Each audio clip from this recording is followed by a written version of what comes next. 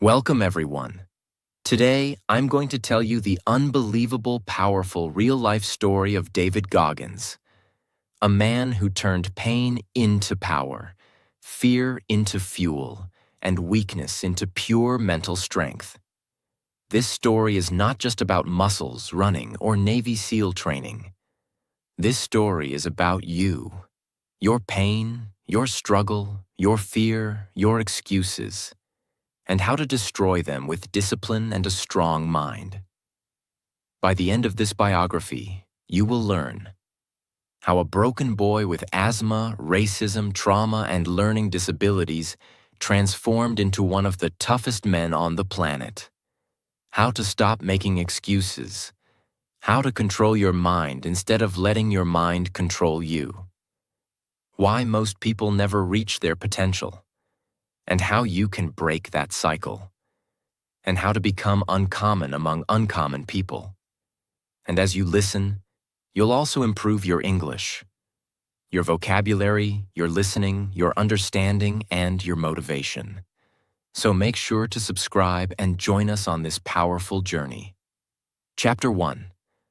The Boy Who Faced Darkness. David Goggins was born on February 17, 1975, in Buffalo, New York. But his childhood was not normal. It was not peaceful. It was not happy. It was pure pain. He grew up in a house full of fear. His father, Toughness Goggins, owned a roller rink business. From the outside, people thought they were rich and happy. But behind closed doors, young David and his mother lived in a nightmare. His father was abusive, especially toward David's mother. He beat her, controlled her, and treated David like a slave.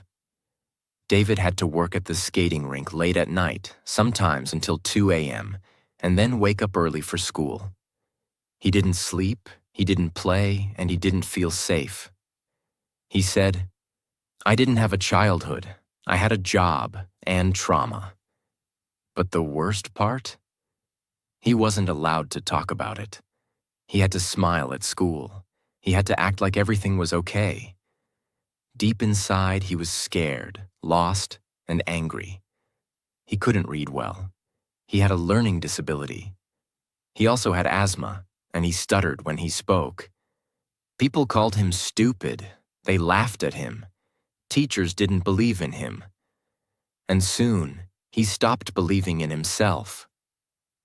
Later, David and his mother escaped from his father and moved to a small town in Indiana. But life didn't get easier. It got even harder. He was the only black kid in his school. Every single day, kids bullied him, called him the N-word, and made him feel like he didn't belong. He said, "Everywhere I went, I felt unwanted." He began to hide. He faked being sick to skip school. He became afraid of everything: tests, people, life. He was failing school. He started lying, cheating on exams, and pretending to be someone he wasn't. But deep down, he knew, this is not who I want to be. One day, David looked at himself in the mirror. Shirt off, overweight, scared, and full of self-hate. He was almost 300 pounds. He was working as a pest control man, spraying for cockroaches. Every day he woke up miserable. Every night he felt worthless. And one day, he watched a documentary about Navy SEALs, the toughest soldiers in America.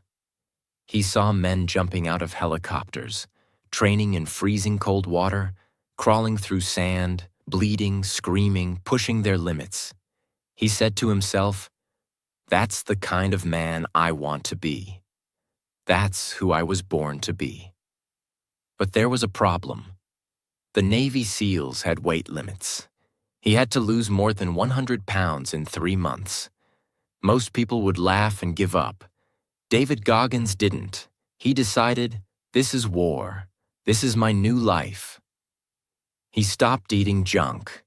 He worked out 3 times a day. When David Goggins finally entered the U.S. Navy, he had one goal in mind: become a Navy SEAL, the toughest of the tough. But becoming a SEAL isn't like a normal job. It's not just push-ups and swimming. It's pain, punishment, freezing cold water, mental torture, and hours of pure suffering. On purpose. It's called Bud S training. Basic Underwater DEMOLITION/SEAL. And inside that training, there's 1 week that breaks most men. It's called Hell Week. Let's talk about it. David entered his first SEAL training class full of fire. He had lost over 100 pounds in 3 months. He had fought his way from the darkness of abuse, racism, and obesity. But now he was standing among the strongest men in the world. And every man was being tested. Hell Week started like a nightmare. You get 4 hours of sleep in 5 days. You are pushed into the ocean again and again. You are forced to run with boats on your head. You are freezing, bleeding, tired, and broken. They scream at you nonstop. You carry logs, crawl in sand, roll in mud, and run until your feet are destroyed. It's not just to test your body, it's to break your mind. And Goggins broke. He got injured. He was pulled out of training. They told him to go home. And guess what? Most people would quit forever. Most people would say, "At least I tried." But David Goggins said, "I don't care how many times I fail. I'm not leaving until I become a SEAL. I'm not going anywhere." David healed his injuries and entered Bud S training again, with a new class. But this time, he got double pneumonia. His lungs filled with fluid. Doctors said, "You can't continue, you'll die." They pulled him out again. So now he had entered SEAL training twice and failed both times. He was embarrassed, hurt, disappointed, but he still refused to quit. He believed something that most people never believe. You are in control of your mind. Your mind is not your master. You are. Now came the third try.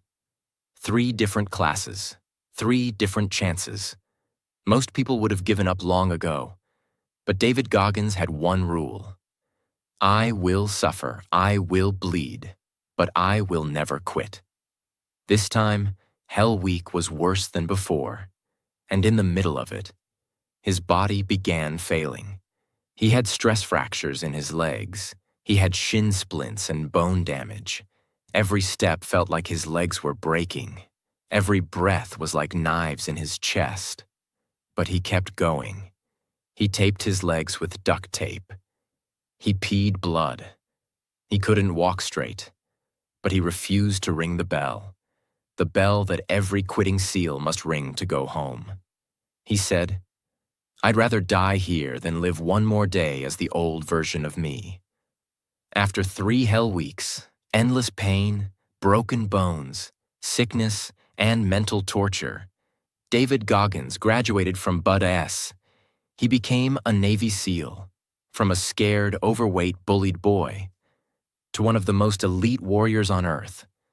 But here's the real twist. That was only the beginning. He didn't just stop after becoming a SEAL. He kept going to find out how much pain the human body and mind can truly handle. He said, "I want to know what I'm truly made of. I want to know what's on the other side of suffering. I want to become more than people think is possible." David's Hell Week was not just physical.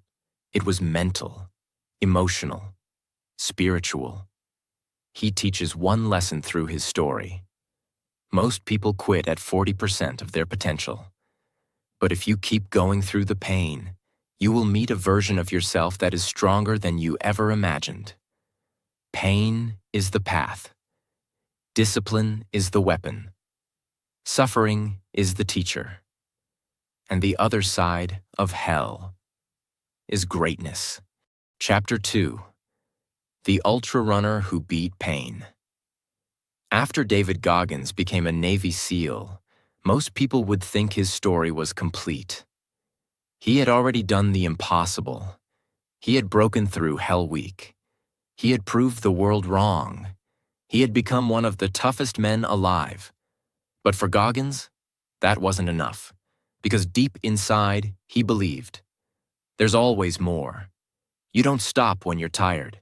You stop when you're done. And he was not done. That's when he entered a new battlefield. Not war, not guns, not the Navy, but the world of ultramarathons.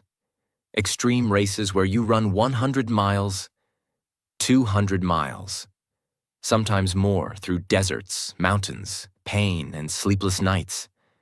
And once again, David Goggins would do something no one believed possible. After becoming a SEAL, Goggins lost some of his close military friends in a helicopter crash during a mission in Afghanistan. It broke his heart. He wanted to raise money for the families of fallen soldiers. But how? He discovered a famous race called the Badwater 135. A 135-mile run across Death Valley, one of the hottest places on Earth. But there was one big problem. To even qualify for the race, he first had to complete a 100-mile race in 24 hours, and he had only 3 days to prepare. Yes, 3 days. So David showed up to a small running event in San Diego. He wasn't a runner. He didn't even have the right running shoes. He had no special training, no experience, no support team. But what he had was more powerful than all of that. A mind that refuses to quit. He started running. First 10 miles. Okay. 20 miles. Pain. 30 miles. Legs started cramping. By mile 50, his body was falling apart. His kidneys began to shut down. His feet were bleeding and covered in blisters. He couldn't stand up straight. He had broken bones in his feet. And worst of all, he had pooped in his pants because his stomach couldn't take it anymore. He had every reason to stop, but he didn't. He sat down, taped up his feet, drank a small protein shake, stood up again. And he finished all 100 miles in under 24 hours. That race didn't just damage his body, it destroyed it. He couldn't walk properly for days.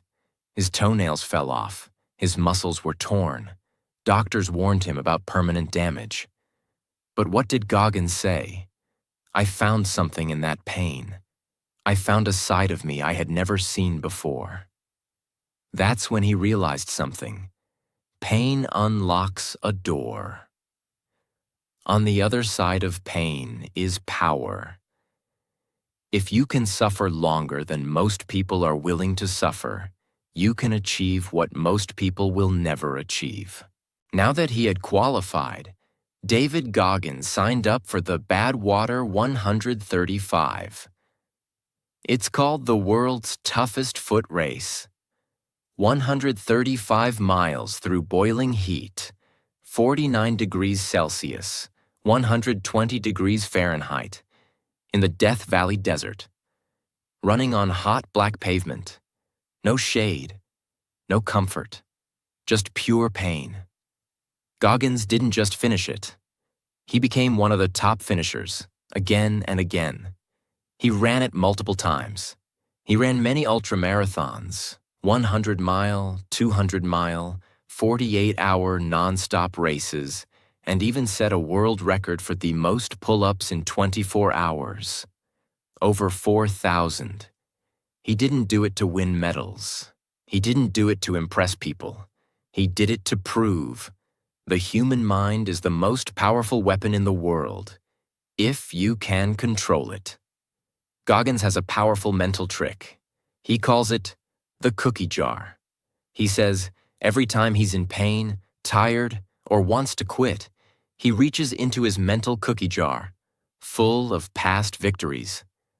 Every time he survived his abusive childhood, passed the SEAL training, ran 100 miles with broken feet, got through racism and fear.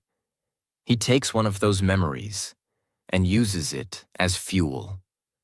When most people say, I can't go on, Goggins says, "I've been through worse. I can do this too." David Goggins became a superhuman not because of his body, but because of his mindset. His story teaches you this. You don't need to be special. You don't need perfect conditions. You don't need motivation. What you need is discipline, self-talk, and the refusal to quit. You need to be your own hero. You need to suffer on purpose to grow. You need to do something hard every day, not because it's fun, but because it teaches you who you are. He says, suffering is the path to self-respect. When you do something that breaks your limits, you earn the right to feel proud of who you are. Chapter 3. Can't Hurt Me. His book, his lessons, his mindset. After David Goggins became a Navy SEAL, an ultra runner, a pull-up world record holder, and a symbol of mental toughness, people started asking, how are you even real? How can a person go through so much pain and not break? What's your secret? David didn't give a short answer. Instead, he gave the world a book that became a movement, a book that changed millions of lives, a book called Can't Hurt Me, Master Your Mind and Defy the Odds. But this wasn't just a story. It was a blueprint for building an unbreakable mind. Let's go deep into that blueprint, because inside it, you'll find tools that can change your life too. Truth bomb number 1. Stop lying to yourself. In the beginning of the book, David says something powerful. The most important conversation you'll ever have is the one you have with yourself. Most people wake up and tell themselves, I'm tired, I'm not good enough, it's too hard, I'll start tomorrow. David calls it the path of weakness. He says, stop lying. If you're fat, say it. If you're lazy, admit it. If you're wasting your potential, look in the mirror and face it. Why? Because you cannot change what you won't face. This honesty is not to shame you. It's to free you. Truth bomb number 2. Callous your mind. You know how your hands get calluses if you lift heavy weights every day. They become harder, tougher. David says your mind works the same way. Every time you do something difficult, waking up early, running when tired, studying when it's boring, saying no to junk food, speaking even when you're scared, you build mental calluses, and over time, you become untouchable. He says, when life hits you hard, don't crumble. Use the pain to become stronger. Truth bomb number 3. The accountability mirror. When David was young, he put sticky notes on his bathroom mirror. Notes like, you're fat, lose the weight. You're dumb, study harder. You're scared, face it. It sounds harsh, but he says it saved his life. He calls it the accountability mirror. Each night he would look into it and ask, did I do my best today? Or did I waste it? This small trick forces you to stop blaming others. No more. My parents didn't help me. School is boring. I'm not lucky like others. Only one question matters. What did you do today to change? Truth bomb number 4. The 40% rule. Goggins says, when your mind says you're done, you're only at 40% of your true limit. That means, if you think you can only run 1 mile, you can probably run 2. If you think you can't study for more than 1 hour, you can go for 3. If you feel like quitting today, you still have 60% left in your tank. He proved this rule by running ultra-marathons on broken feet. You can prove it by pushing through just 1 more step every day. Truth bomb number 5. Suffering is the path to freedom. Most people run from pain. They avoid difficulty. They chase comfort. David Goggins says, That's why they're stuck. He teaches, every time you suffer, you're getting closer to your strongest self. Suffering doesn't mean hating yourself. It means choosing discipline over comfort, choosing growth over pleasure, choosing the hard road because the easy one leads nowhere. He says, the most beautiful things in life live on the other side of suffering. Truth bomb number 6. No one is coming to save you. David grew up in pain. He was abused, bullied, ignored. He had learning problems. People laughed at him. Nobody believed in him. And one day he realized the cold truth. No one is coming to save me. If I want to change my life, I have to be the one to do it. That moment changed everything. And this truth can change your life too. Stop waiting. Stop hoping someone will fix it. You must become your own hero. Can't hurt me equals can't control me. The book isn't just about pain. It's about power. When you stop fearing what people say, when you stop caring about comfort, when you stop running from pain, you become free. And when you become free, no one can hurt you. Not fear, not failure, not rejection, not the past, because you've already fought your demons and you've won. Goggins didn't write "Can't Hurt Me" to make money or become famous. He wrote it to wake people up, to say you have more. You can do more. You are not your past. You are not your pain.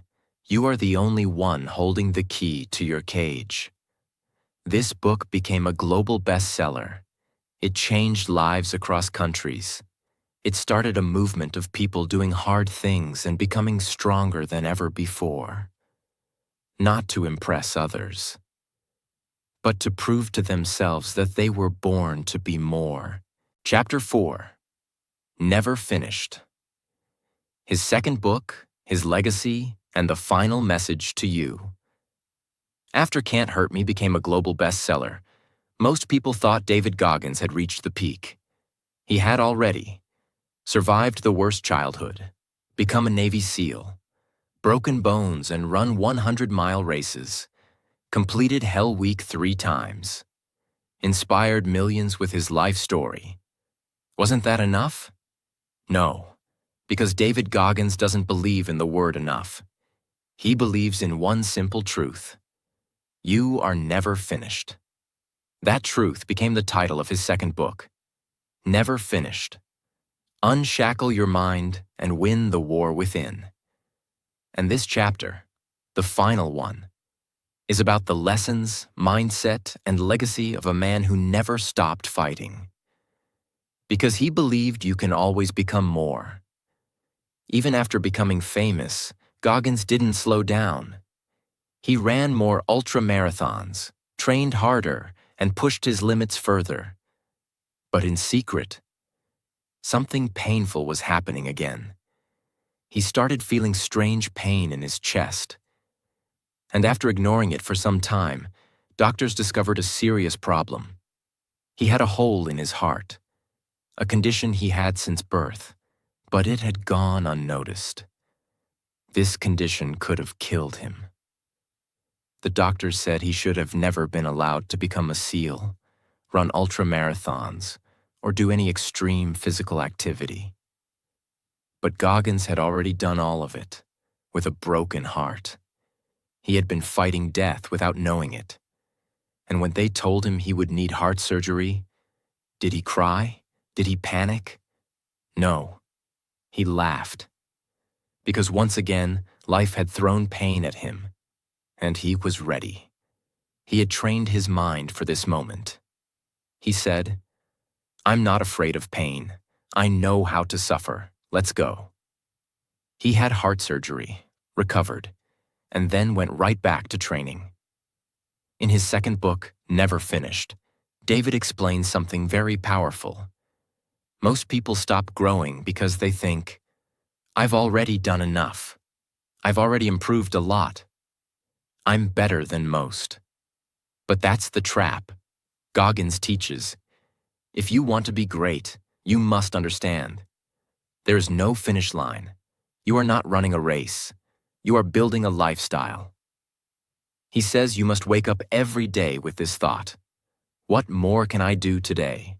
That scares me, challenges me, or changes me. In Never Finished, Goggins doesn't just tell his story. He gives you tools. Here are his most powerful ideas. 1.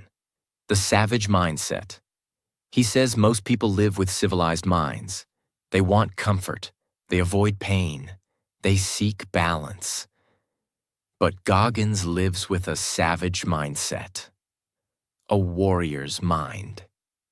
He says, I don't train to win races. I train to dominate my inner weakness. I train to silence the voices of fear.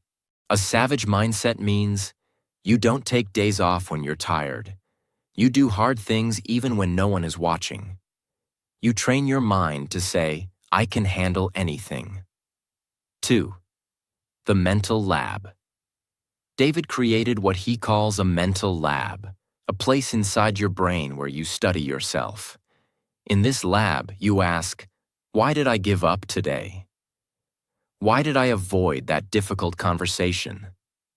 Why am I still making the same excuses? Most people never do this. They distract themselves with TV, food, scrolling, and blaming. But the mental lab forces you to analyze your mind like a scientist, so you can fix what's broken. 3. Stay dangerous. Goggins says, don't aim to be peaceful. Aim to be dangerous, and choose peace. Being dangerous doesn't mean violent. It means ready.